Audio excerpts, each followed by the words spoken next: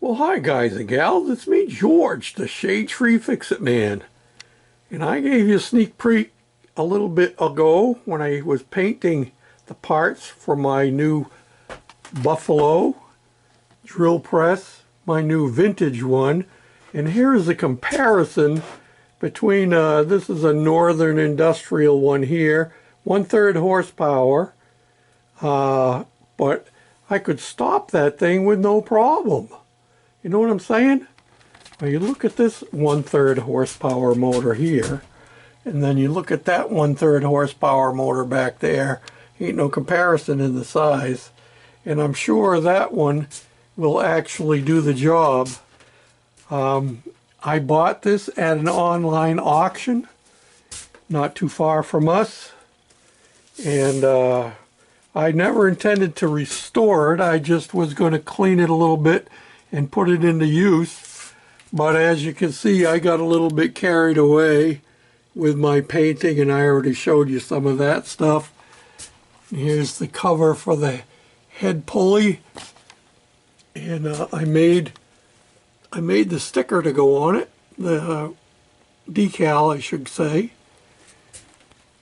And everything is cleaned up. I stripped the black paint off of the handles, the knobs here, and just urethane them after I got them stripped down, and cleaned a lot of the parts. Like this one here, I cleaned it and then buffed it. That's the handle to tighten up the head, and I can actually swing the head left or right, and if I want to raise it up more I can. And I did the same with the base and the post. I took the post completely out and cleaned it all down. My table has what they call a smile on it. Somebody was swinging the head while they had the drill down and had it running, it looks like. But it won't affect my use of the drill press. And I can lower it down, another 4 inches, I guess, 3 inches.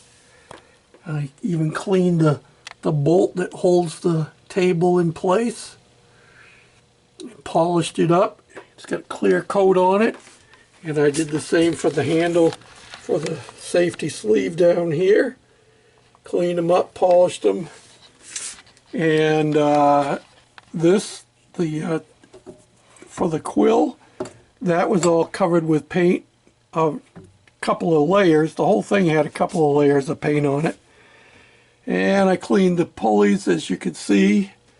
And I put this piece here on here to cover that up, to protect it, keep it from getting more rusty.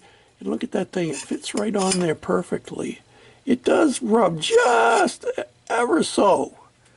And I'm not sure exactly what it is, but I'll show you what it came from. I bought this at a thrift store.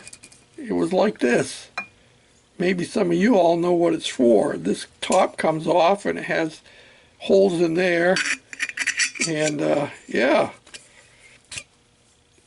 But I saw this and I tried it and it was a perfect fit. So that just goes up on here just like that, and it fits right in place. And I pulled the motor apart to clean it, and I did some tidying up of the wiring in it. I added this light.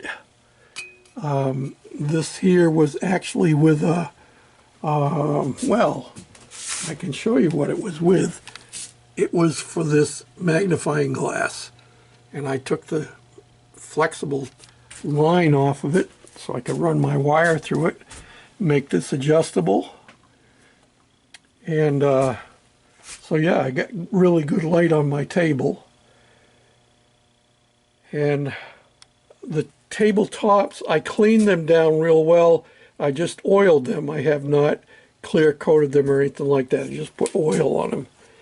And well, you can see I got a little bit of grease. That's okay. Grease is fine. You have to grease the quill on it occasionally to keep it up. So it works really good.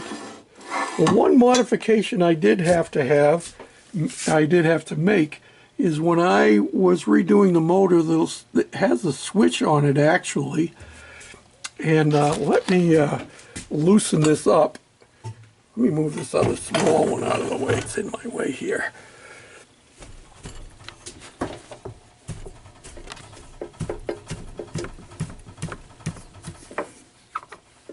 Loosen that up. Now I can swing the whole head like that. Now you can see back here, there's a switch back there. And I had to replace that switch. I could have just bypassed it because I wasn't planning on using it per se. But I put it in there for safety, and I was able to test the motor using the switch when I got it back together after I cleaned it and painted it all. And that switch was ½ inch longer than it is now. And I had already mounted this before I took it apart, and everything worked fine with the switch that was there, but I couldn't get this to swing all the way back. Well, it turned out that that switch was just long enough that it was hitting the wall back there. So I just trimmed it off, and now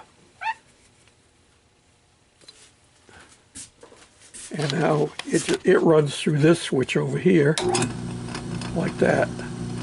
And you can hear how nice and quiet it is. And that little bit of noise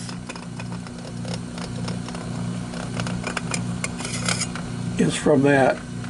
If that wasn't on there, the belt is not perfectly straight. It's a brand new belt.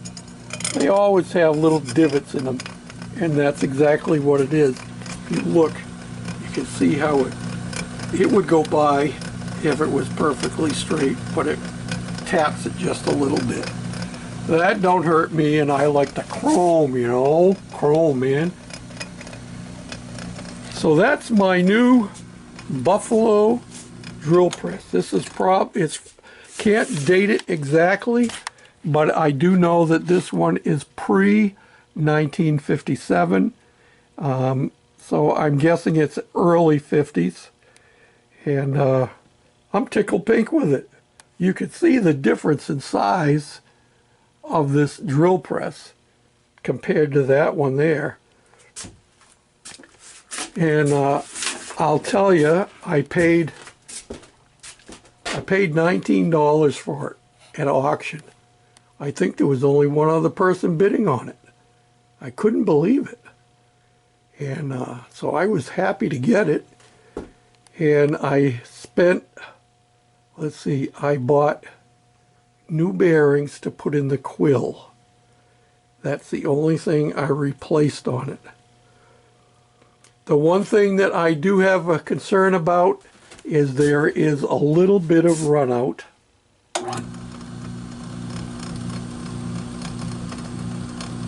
on my chuck. But I don't think it's going to affect anything that I do. Most of my stuff is not that critical, so we'll see how it actually works. I'm looking forward to it. I just got done doing it just a few minutes ago. Oh, and I didn't show you down under here, you know, I was detailing, and you saw my detailing. I even colored the lettering on the base. Not that you're going to see it most of the time, and did the gold around the edges. And I did some pinstriping, very minor. Don't look at it too close because my shaky hands don't let me do a very nice job. And I'm definitely not a professional pinstriper. But I thought it had a little bit of bling, you know. So there it is. My early 1950s Buffalo drill press. Made in Buffalo, New York. They started building drill presses and other pieces of machinery back in the 1800s. So thought you might enjoy seeing that.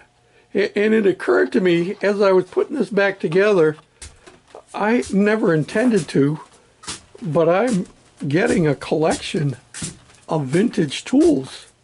This old Duracraft drill bench grinder.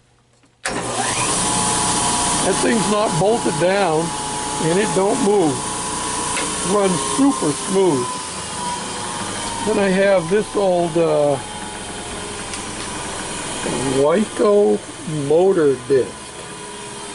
I don't know when this was made. An old General Electric motor.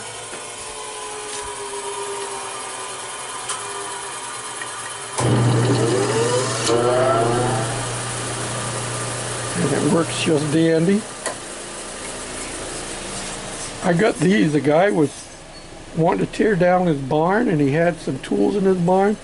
I got this and this for $5 a piece. Can you believe it? That was back in Minnesota.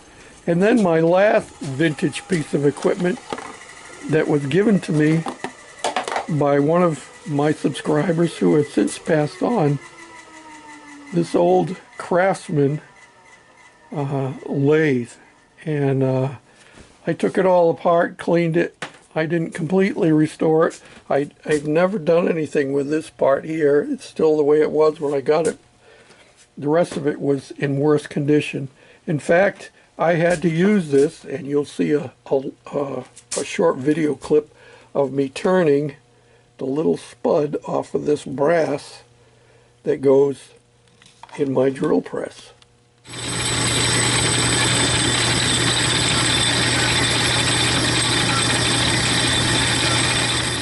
What I'm doing is making a little spud that goes on the end of this knurled nut for my lathe that I'm restoring. I had the piece that went in there, but somewhere along the line I lost it when I was taking things apart and cleaning.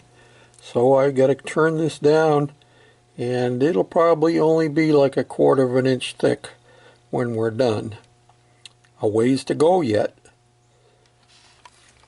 And there we are. There's the little piece, and there's the nubbin that goes behind it. So we're going to take this. This goes up in here, like this. You put your thumb screw in behind it.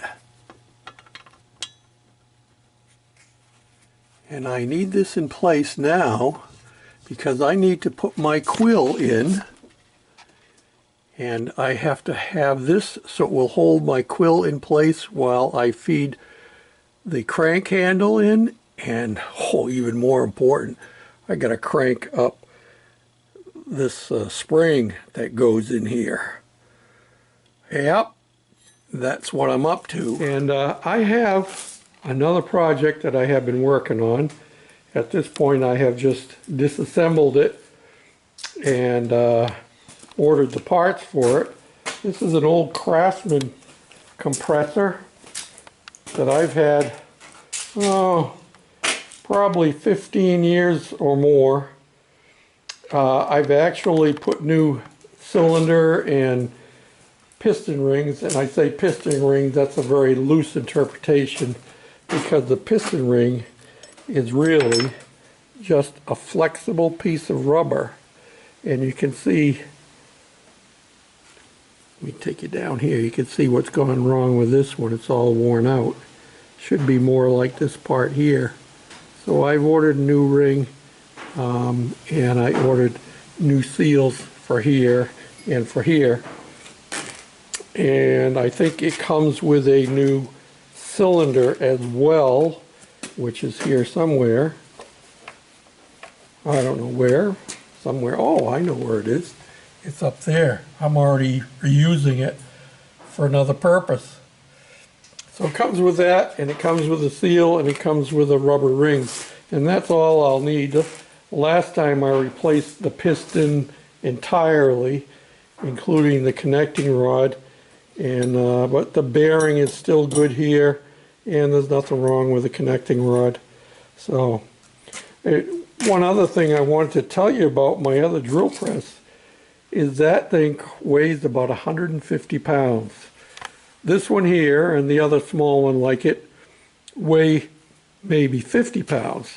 I can carry them with one hand once I get it down off the bench. That big one, the Buffalo, I had to break it down into 3 pieces before I could move it. And I was glad that when I picked it up at the auction site, they loaded it into my truck for me.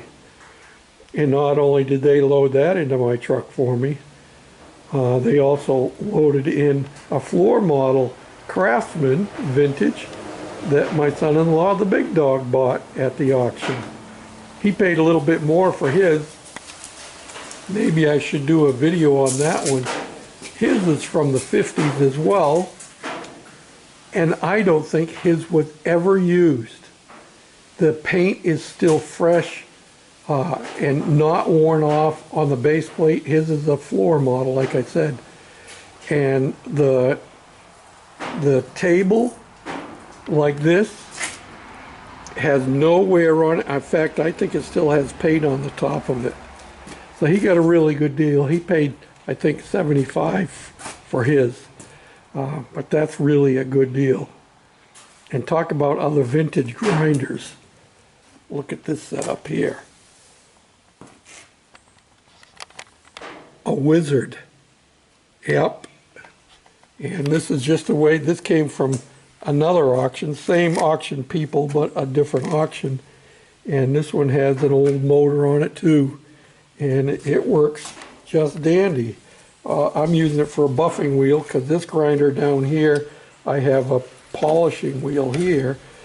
And this one here, I have to come over here to turn it on. The noise is mostly from this here. And there is a little bit of play in the shaft, but nothing that affects the way it works, you know? I've got a little bit of play too, being an old guy. And this one has places to put oil in, so you can oil it regularly. And it actually has a blower motor down inside there. And you might be able to see the fans for it. But that was barely turning. The motor needs to have some work done on it, so I've got that bypassed right now. It was set up when I got it, and it was wired in directly up into the motor here so that both the fan and the motor came on at the same time. And that's why it has this shroud on here to suck whatever you're grinding down into there. So that's a few of the things that I've been working on. And the greatest thing that's happened to us in the last while is right there. We finally had the well driller come, and the first day he went down 126 feet, no water. Yesterday he went down to 300 feet, 400 feet by the end of the day, and still no water. And he was getting ready to quit. And I told him, keep on going. I told him we were praying. And so today they came back and they brought more rod with them, and they went down to 500 feet and they found water. In fact, it wasn't coming up. They decided to stop and let it settle because sometimes that's what you have to do. And they sat and watched, and all of a sudden it started coming up. And so they went a little bit further. 5.5 gallons per minute. Woo-wee! And because it's down 500 feet, there's plenty of reserve. And they said it'll fill up into the tube, probably come up to about the 100-foot level. So I'll have plenty of reserve beyond what's down in at the bottom.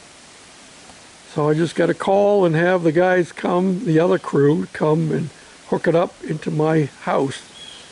We'll be calling them on Monday. We're very thankful. Had a lot of friends praying, and God answered our prayers. And I give praise to God for finding it. When the well driller told me this morning, he said he checked on the map that the state keeps. And he said in this area, almost all of the wells here are like the one that I have back here. It's a 2-foot casing and it's essentially just a dug well. This one goes down 85 feet. And we run out of water, especially in the middle of the summer, and we've had a long drought this year. We've had to go do our laundry at the laundromat because there wasn't enough water to do that. Sometimes not even enough water to flush the toilet. So we've been hauling water. We won't be hauling water too much longer. We're very grateful, and we praise God for helping them to find water when they were ready to quit. Thank you all for watching, commenting, subscribing, thumbs up, sharing, all them good things. Hope your day is well. We're near 70 here today. What is this? October the 21st, I think. And according to my sundial, looks like it's about, whoa.